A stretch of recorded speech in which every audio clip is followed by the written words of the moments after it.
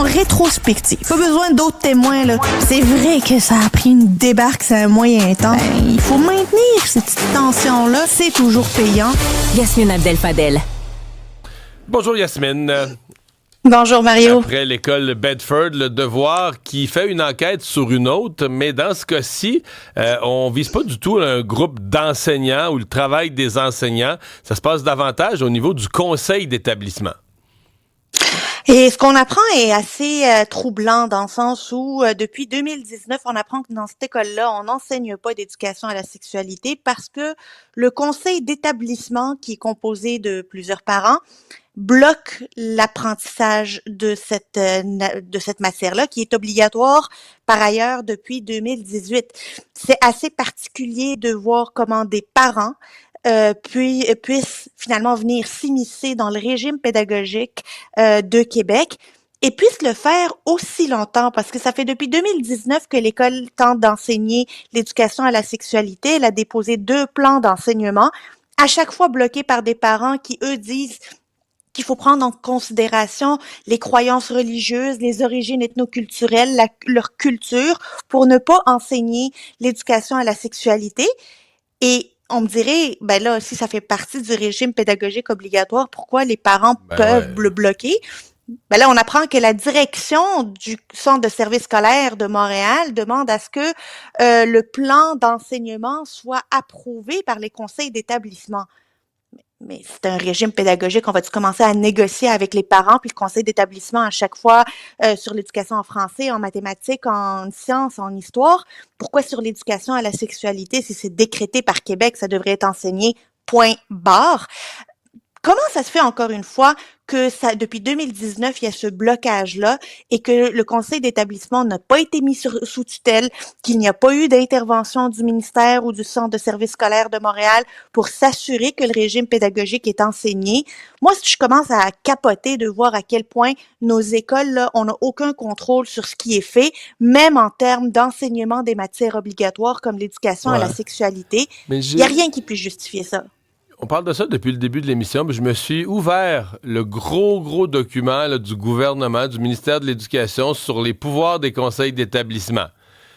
Je vais te dire une affaire, il y a des zones grises. Moi-même, j'ai été surpris. Je te donne un exemple. Temps alloué à chaque matière, ce qui est dans le programme. Le conseil d'établissement doit approuver. Ouais, je te dis, là, orientation générale en vue de l'enrichissement ou de l'adaptation des objectifs et contenus des programmes d'études, ça doit être approuvé. Mais il y a nulle part que ça dit que... Il y a nulle part que ça dit que le conseil d'établissement a le pouvoir de soustraire son école au programme. Mais c'est des pouvoirs... Mais quand tu ne l'approuves pas... Mettons que tu as des zélés au conseil d'établissement qui décident de transformer l'école. Je regarde l'ensemble des pouvoirs qu'on leur a donnés. C'est surprenant. On a voulu une école décentralisée, un projet éducatif décentralisé, mais moi, c'est plus que ça à quoi je m'attendais. Entre autres, là, tout le volet, là, choix des manuels, on dit là, doit être consulté. Le conseil d'établissement doit être consulté sur le choix des manuels, mais il approuve pas. Mais sur 7 ou 8 autres affaires, dont le temps alloué à chaque matière, le mot utilisé sur les pouvoirs du conseil d'établissement, c'est approuve.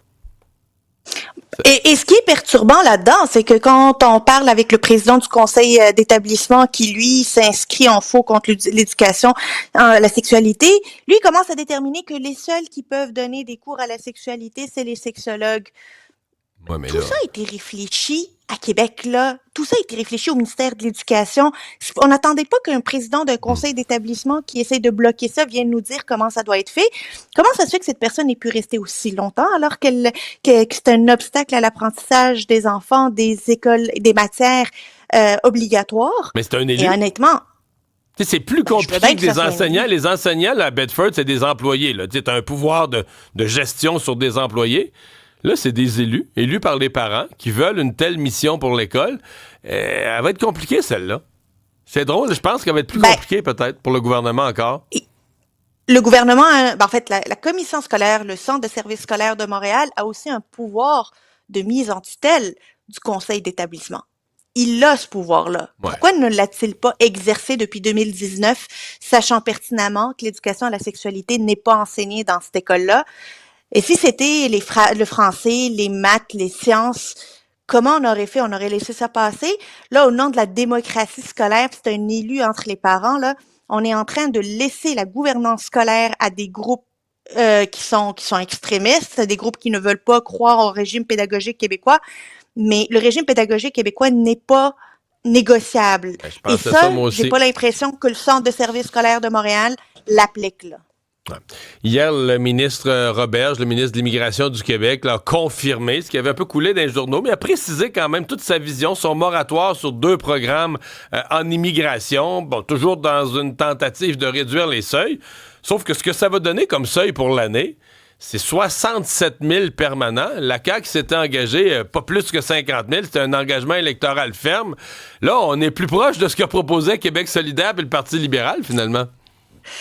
On est loin on en prend moins, mais on en prend soin. Là, on est rendu on en prend bien plus, puis on n'en prend pas du tout soin, parce qu'on coupe dans les programmes de francisation également. Mais ça m'a mené, cette nouvelle-là, à réfléchir à la position de la CAQ depuis qu'elle est au pouvoir sur l'immigration. Je reviens un peu en arrière. Mario, tu te rappelles quand c'était évidemment les demandeurs d'asile, le gros problème, chemin Roxham, c'était ça le plus gros des problèmes.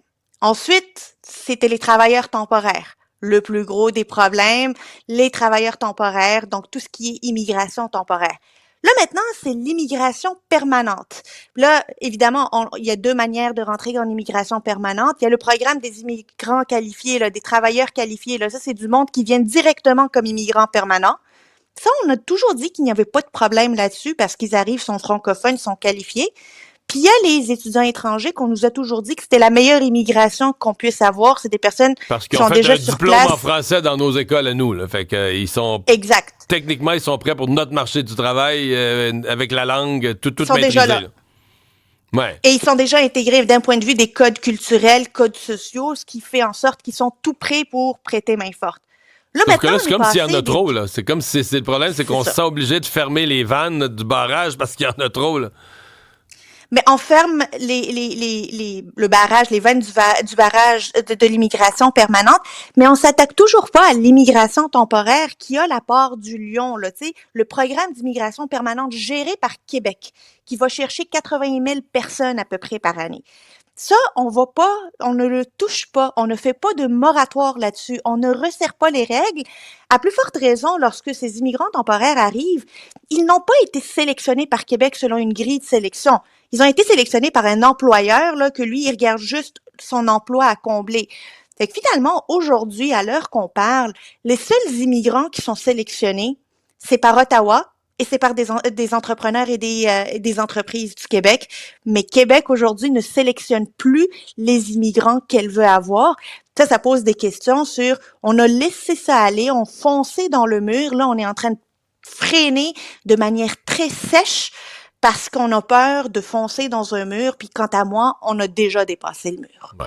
Mais c'est sûr qu'hier, ça sentait un peu la panique. Là, pour ce qui est des... La panique. Tu soulèves un bon point. Là, pour ce qui est des temporaires, le ministre Roberge a répondu à cette question-là en disant l'année prochaine, dans notre planification, on va inclure les temporaires. Ça, c'est une demande du Parti libéral depuis quelques années, entre autres. La campagne électorale arrive à sa toute fin, dernière fin de semaine.